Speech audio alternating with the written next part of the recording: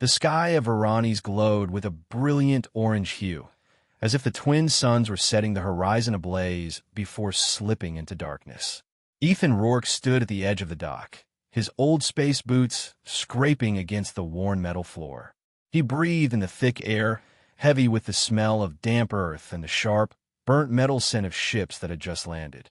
After 15 years away, he had returned to the planet he once called home, a place where his childhood overflowed with memories of shimmering crystal fields and secret streams tucked beneath the forest canopy. But now, Veranis felt strange and unfamiliar. Towering spires wrapped in lush green vines rose high, blending with neon-lit technological structures to create a scene that was both wild and modern. The rumble of ship engines mixed with the soft whispers of wind from the nearby forest, like a song Ethan could no longer remember the words to. The dock buzzed with life, like a massive beehive. Native Veranisians, their pale green skin and large, pearl-like eyes catching the light, moved past Ethan with curious but distant glances. Merchants from nearby star systems shouted greetings in a jumble of languages, while tiny service robots darted around, hauling cargo or flashing red warning lights. In his faded flight suit, Ethan felt like a ghost haunting his old homeland. Silver streaked his hair, and his deep blue eyes carried the exhaustion of years spent drifting among the stars. Yet they remained sharp, as if nothing could break him. He had come back for a promise, a hazy memory from his childhood, a name he'd tried to bury but could never let go. Dragging his small suitcase, he wove through the crowd, trying to find his bearings amid the noise and glaring lights. Then, a figure in the throng stopped him cold, as if time itself had paused.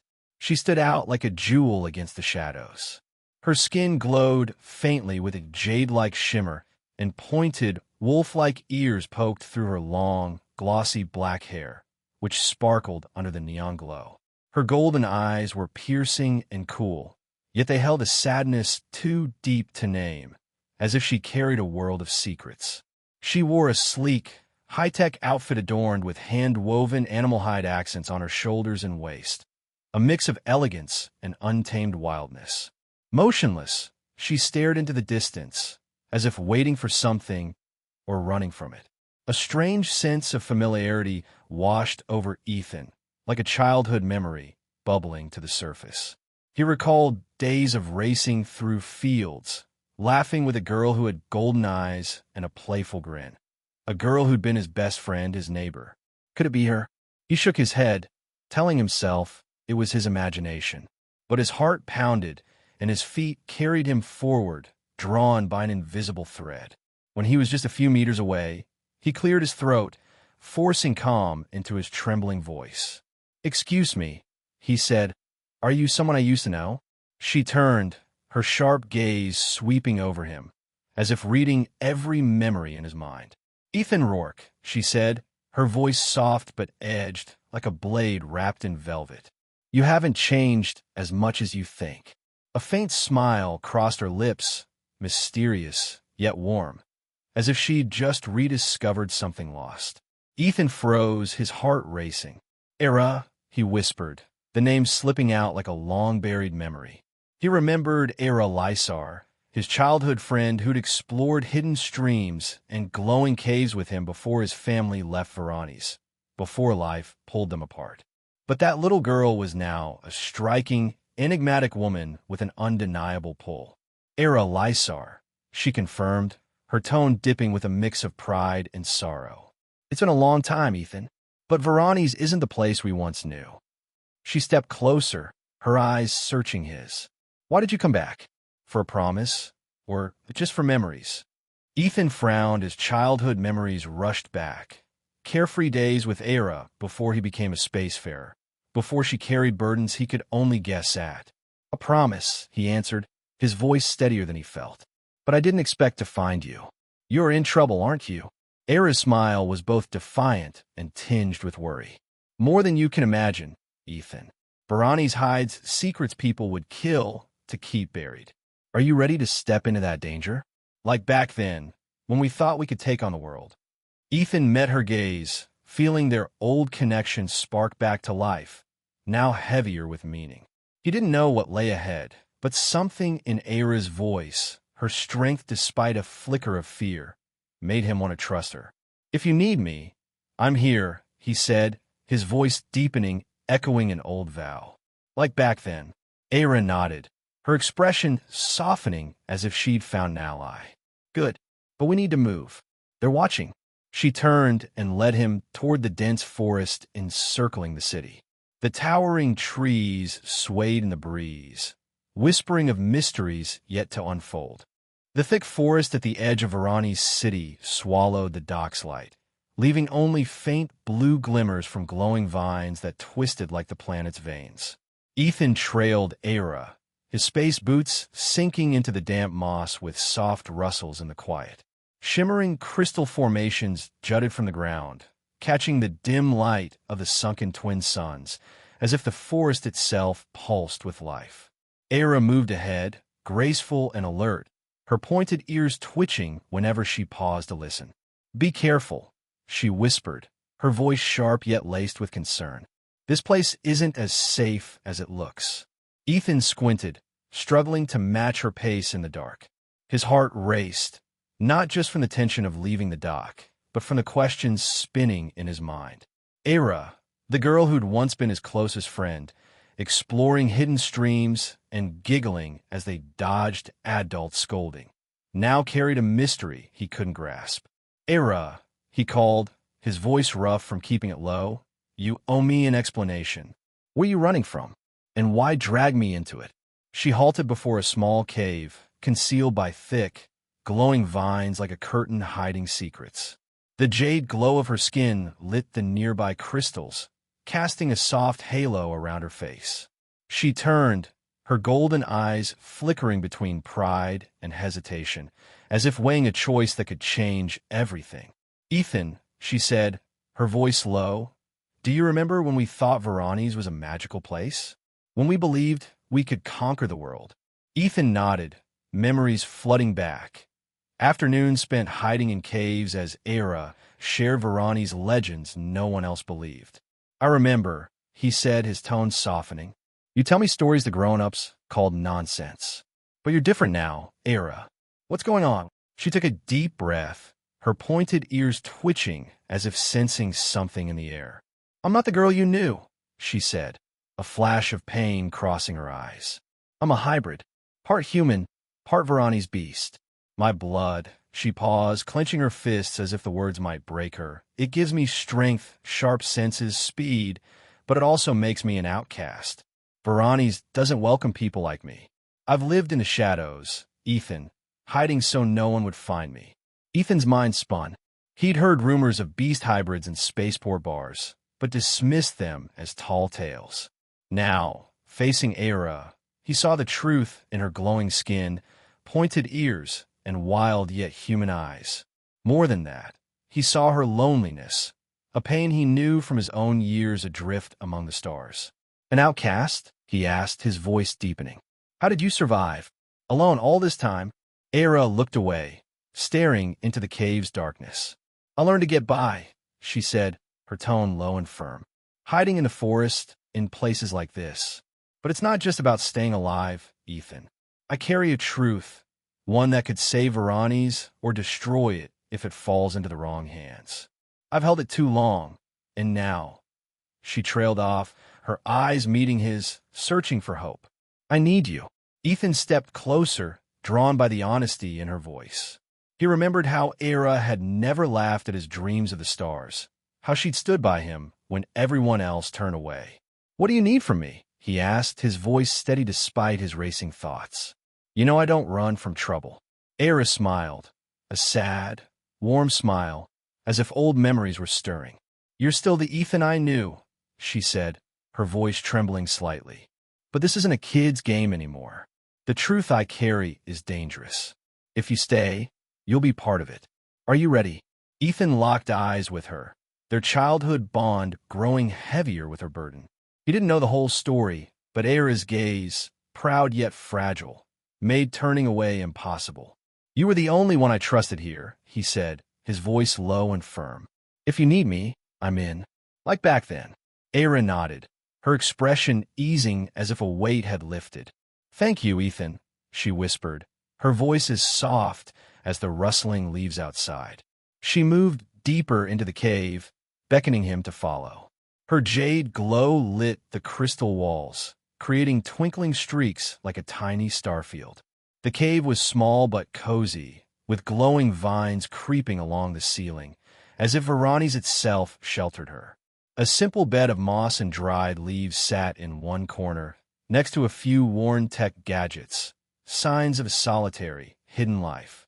Ethan paused, taking in the space. He pictured Aira here, day after day, evading the world's eyes. "How long have you been here?" he asked, keeping his voice low to hide his sadness. He remembered the vibrant Aira of his youth, always leading their adventures, but the woman before him now bore a strength carved from isolation. "Years," Aira replied, sitting on a flat stone, her hands clasped tightly. "After you left Veranis, everything changed. I started to change. This skin, these ears," she touched them lightly, a small, meaningful gesture. "They appeared as I grew. People looked at me with fear and scorn. I learned to hide, to become a ghost. But it wasn't just to survive, Ethan. I hid to protect something bigger than me." Ethan sat across from her, feeling the depth in her words. He wanted to ask more, to understand this something bigger, but her eyes, proud yet vulnerable, held him back. "You don't have to tell me everything now," he said gently. "But why me? After all these years, why trust me?" Aira met his gaze, her golden eyes glowing in the dimness, as if reaching for a distant memory. "Because you never saw me as a monster," she said, her voice quivering. "Remember? When the other kids mocked me, called me the weird one, you stood up for me, shouting that I was your friend. You were the only one who made me feel normal." A pang hit Ethan's chest. He recalled those days, how Aira smiled through the taunts, how she'd grab his hand as they dashed through the forest, dreaming of conquering the universe. "I never thought you were weird," he said, his voice steady. "And I still don't. Whatever you are, Aira, you're still you to me." She smiled again, sad but warm, as if old memories lit a dark corner of her soul. "You don't get it, Ethan," she said, her tone dropping. "This bloodline isn't just a curse. It's part of Veranis, a part this world tried to erase. If the truth comes out wrong, it could ruin everything. But if it's done right," she paused, a spark of hope in her eyes, "it could change it all." Ethan furrowed his brow, piecing together her words and his memories. He felt the gravity in her voice, as if she held the planet's fate. "So what do you need me to do?" he asked, resolute. "You know I can't stand by when my friend's in trouble." Aira stood, stepping closer, her ears twitching as if catching a sound. "I need an ally, Ethan," she said, her eyes fixed on his. "Not just a childhood friend. Someone strong enough to stand with me, brave enough to face what's coming. Are you in?"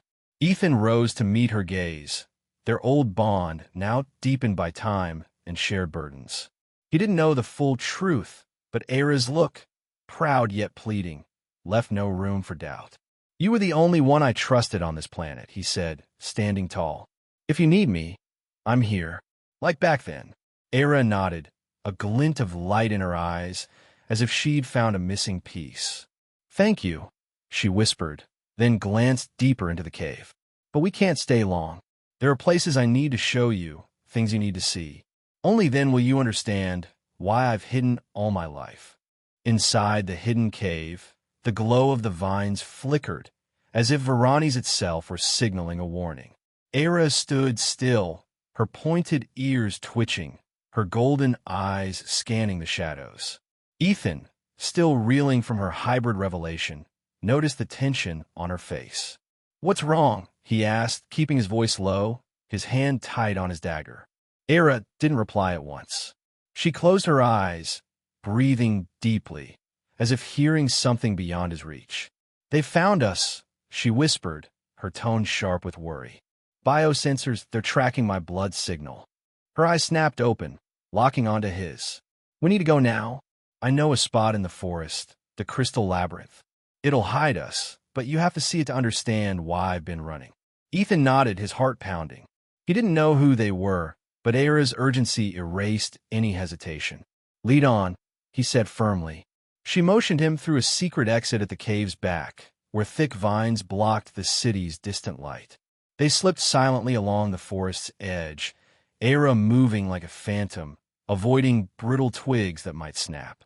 Ethan followed, his spacefarer instincts keeping his steps light, his eyes darting for threats.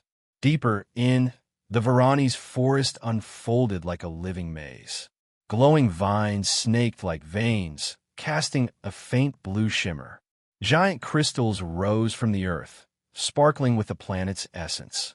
The air thickened with damp earth and a biting scent, as if the trees exhaled poison. A metallic hum sounded in the distance, joined by red flashes cutting through the canopy. Ethan spun around, pulse racing. "Mechanical guards," Aira hissed, yanking him behind a massive root. "The Supreme Council. They want me gone, and now you too." "The Supreme Council?" Ethan asked, forcing calm into his voice.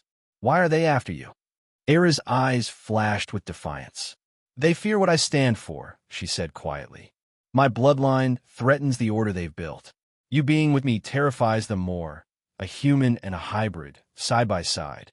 She paused, her ears twitching as the engine noise grew louder. "I'll explain later. We need the labyrinth now." They dashed to the crystal labyrinth's entrance, a network of caves with quantum crystal walls that glowed and shifted like a living puzzle. The light danced, throwing warped shadows, and a low hum scrambled Ethan's navigation device until it died. "A tech dead zone," Aira said quickly. "The crystals jam everything. It's just us." Danger hung in the air. A large insect with metal-glinting wings buzzed past, nearly biting Ethan's hand. Aira pulled him clear, her keen senses spotting it first. "This forest doesn't like outsiders," she said, guiding him through a tight passage. The crystal walls moved constantly, paths appearing and vanishing as if alive. Once, Ethan nearly got pinned as they shifted, but Aira hauled him free with uncanny speed.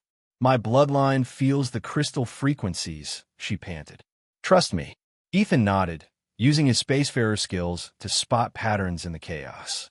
When a hidden laser trap flared from the wall, Aira shoved him down, shielding him with her body. "The Council's not messing around," she murmured, her eyes fierce. "They want us erased." "Why?" Ethan pressed, catching his breath as he stood. "Aira, what are we facing?" Her gaze wavered between fear and hope. "They're scared of change," she said. "Our partnership could unravel their world. But not now, run." They pushed forward, Aira dodging toxic vines and predators with instinct, Ethan dismantling mechanical traps with his dagger. Each move tightened their old bond. In a small alcove, Aira stopped, breathless. "They won't quit," she said, her voice steady. "But neither will I. I'm running for Veranis, for what we could change." Ethan took her hand, feeling her strength and fragility. "Together," he said. They pressed on, the guards' echoes lingering, but the fire between them burned brighter than ever. Ethan and Aira rushed out of the crystal maze, the darkness of the Veranis forest engulfing them as the light from the quantum walls faded behind. The buzzing of bio-drones still pursued them, sharp like needles, but weakened as they crossed a hidden stream, its water sparkling with crystal light. Aira led the way, her pointed ears twitching slightly, her super-sensitive senses detecting danger. "We're not out yet," she whispered, pulling Ethan into a narrow rock crevice that led to a deep cave obscured by glowing vines. "But this place, it will give us time." Ethan panted, his heart pounding, still gripping his dagger tightly. He looked at Aira, her jade skin shimmering in the dim light from the vines, her golden eyes full of determination but tinged with worry. "Time for what?" he asked, his voice hoarse. "You mentioned places you needed to take me. Is this one of them?" Aira nodded, her ears twitching as she listened to the drones fading into the distance. "This isn't just a hiding place," she said, her voice low. "I found this cave years ago when I was learning to survive. It holds something, a clue about what I am." She led him deeper, past stone walls carved with ancient symbols, circles intertwined with animal shapes, like forgotten traces of Veranis. The cave opened into a vast chamber, where a massive ancient mural appeared on the wall, carved and painted with glowing minerals.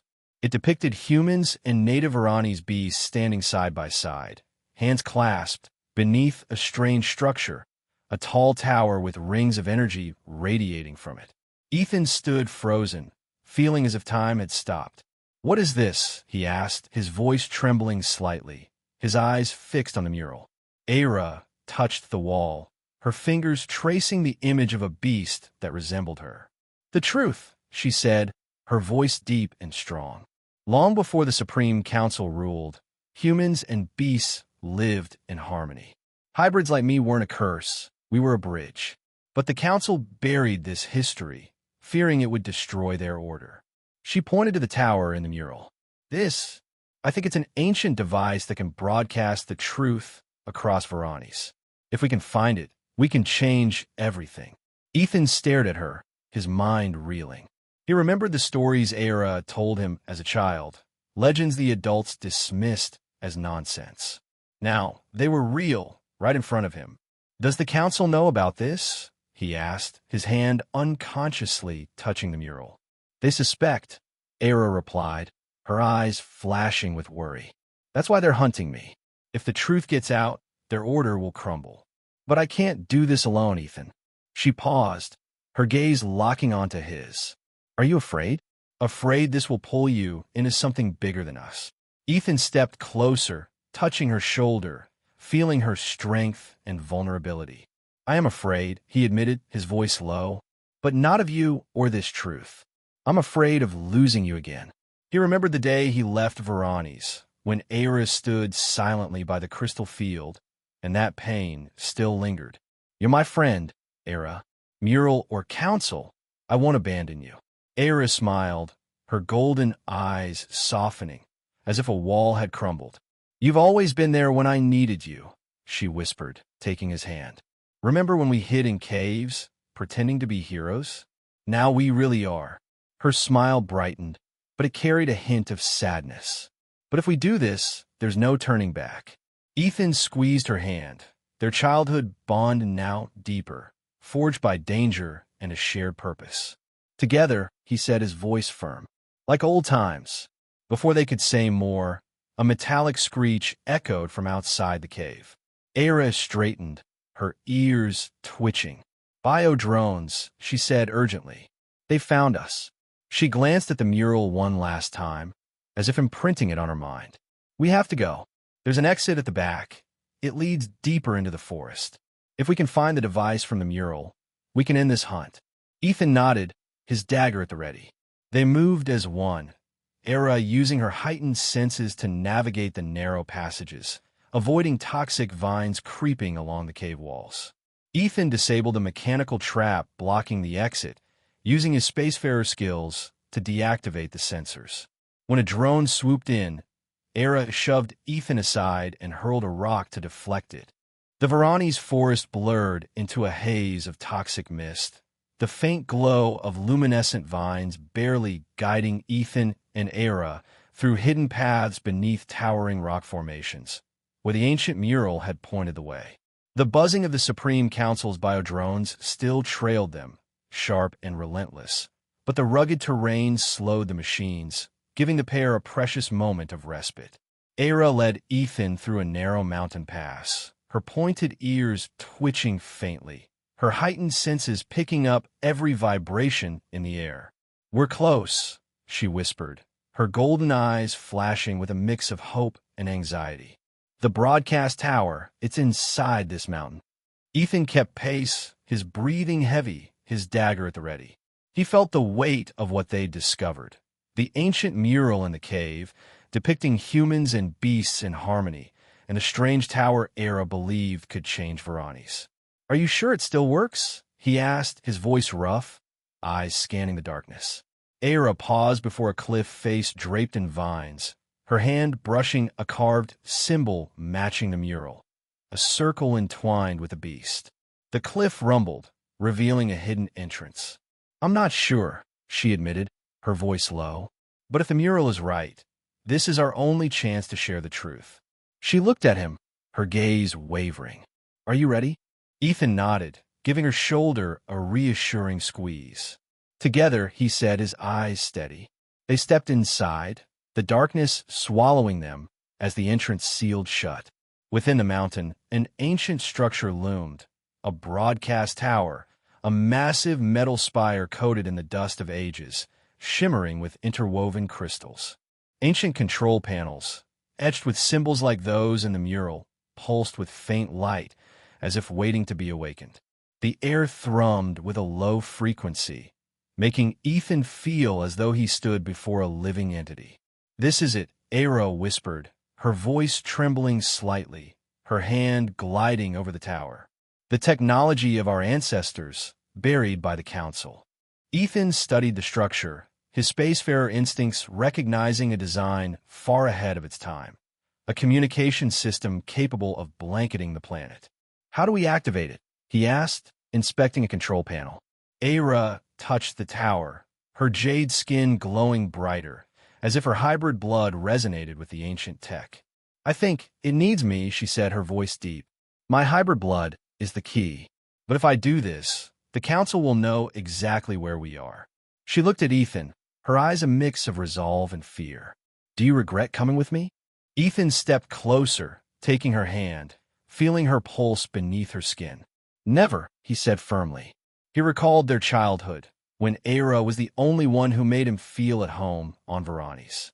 "You're why I'm here, Aira. Not the mural or this tower."